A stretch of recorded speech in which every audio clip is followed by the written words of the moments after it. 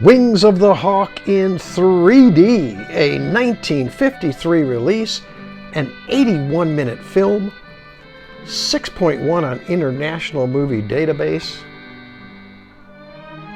aspect ratio 1.85 to 1, English DTS HD Master Audio 3.0 5.1, filmed with Universal's 3D process on a dual strip 3D film, filmed in California, directed by Bud Boticher. Van Heflin is the star as Irish Gallagher. That's Van Heflin right there.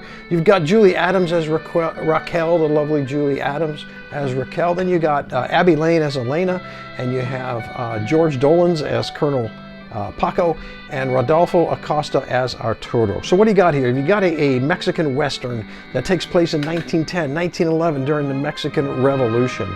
And you've got, there could be a little bit of spoilers here. You got Van Heflin right here. He's mining for gold down in Mexico. He's got a permit from the government to do it. You see how they drew his face? See how that's how he drew his face. That's the way the guy looks. I mean, that's the way he looks.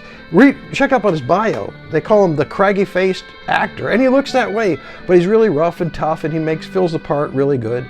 And so he's got this gold mine down there, and the government gave permission, but now they're coming. The government's coming. They need money, and they need some of his gold so they can buy arms and ammunition to fight the revolutionaries, which is Julie Adams. She's one of the revolutionaries. Okay, I'm not going to give too much away here. And so he doesn't want to give up half his gold. And so there's a fight going on, and things go wrong, and he heads out across the plains, and he runs into the revolutionaries, and he ends up hooks up with them, and he's going to fight the government with them, and work on the revolution. And that's basically the movie. But I don't want to ruin too much for you. So listen, I had all these high hopes about this. I heard this beautiful sound. Beautiful soundtrack, which is very repetitive. You're going to see it cuts off here in the middle of one of the bars and just starts over again, and that's how it is in the movie. I'm going to have to talk about the good and the bad point. Okay, it's going to start all over again.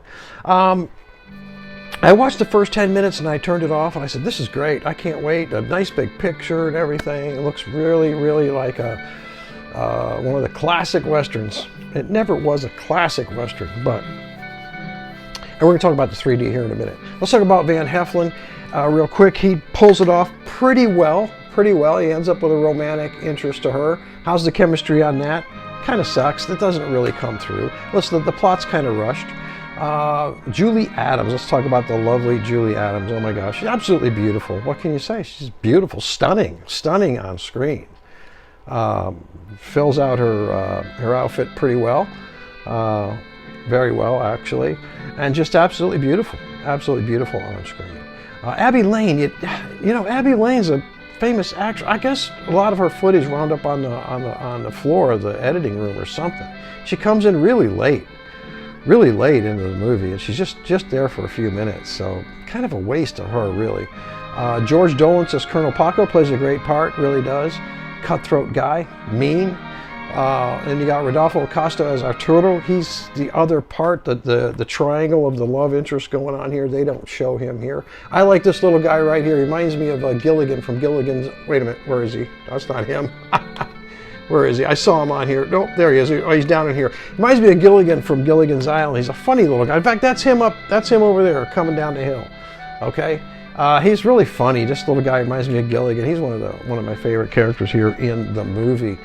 Let's talk about the good, and then we'll get into the bad. All right, the good. Overall 3D is good. The overall 3D is very good. 1.85 to 1. Sweeping vistas. The depths go on. It's great. He did a really good job here, the director, for this. And I'm going to keep talking about the 3D here now. Horse riding in 3D, absolutely amazing. I don't know how they pulled this off in 1953. They had to be on a truck or something. I mean, they're riding right alongside this horse on a full gallop, 15 feet away, and it's just absolutely smooth and perfect in 3D. I don't even know if they could pull this off today. It was absolutely incredible. There was no CGI back then. I don't know how they did it. They obviously weren't on another horse, and it was quite a long shot too. And let's talk about the framing of every shot for 3D. This director framed every shot absolutely perfect for 3D. Little bushes here, looking out between the posts, and you got a bush in front of your face, and you see the cowboys out in the background and the revolutionaries in the background. The framing and the inside and the outside, he framed these shots very, very well for 3D. That was really cool. He did a really good job on that. The soundtrack, again, it's a good soundtrack, but it gets repetitive. It's the same stuff over and over. And you can see it just cuts off and then just goes right back. I don't know, 12 bars or whatever. Let's talk about the bad, the color. Listen, there's some color issues here. It's faded in some areas. It's not a rich color by any means. Another problem is day or night. Is it day or is it night? Because at one scene it looks like it's night, and then you know how they used to do back then, they do the fake night scene during the daytime, but then they'll mix in a real daytime, or they forgot to do the night. And so many times, is this supposed to be night or day? I mean, there's some porch lights on, but I don't really know. Is it night or is it day? I still don't know. Well, a lot of the scenes are night or day. It's very grainy in some areas is grainy. You get over that though. That's not going to ruin your 3D experience. And the plot was rushed for me. There was the chemistry between these two. It's a shame. I mean, it was kind of wooden, is the best way I can put it. I wish they would have had a little more time to develop that characters. And Elena, this Abby Lane, boy, that could such a miss on that they could have really developed her character as well. There are some pop-outs. There are some good pop-outs actually. There's some rocks that come flying right out of the screen. There's a pistol that gets lowered down on a rope. That just comes right out of the screen. Amazing, good pop-outs there. So you're going to get your share of pop-outs. A lot of explosions and pyrotechnics that were used for the day and age. So listen, what I'm going to do with this. This is tough. But, you know, let me mention this. There is a Woody Woodpecker 3D extra. Woody Woodpecker 3D cartoon extra on here. How was that cartoon 3D? Well, that was strange also. A lot of flat points. And then it's just that 2-aspect 3D, like where the background's out there and he's up front. And then there are some pop-outs, some good stick-outs, let me put it that way, some good stick-outs, like an iron beam will come sticking out of your face, you know. And there's a couple of things that fly out at the end. But the mix on the 3D, on the Woody Woodpecker cartoon, it left a lot to be desired. But it was definitely 3D, okay? So that was kind of a hit and miss there also. So what I'm going to do, this is kind of tough. But listen, it squeaks in for a movie. It's on a Western at that. Julie Adams lifts this up to a 3 out of 5, okay, for the movie. And the sweeping vistas, the framing, and the few pop-outs lift this up to a 3.5 on the 3D. So 3 for the movie, 3.5 for the 3D. So let me ask you, what did you think?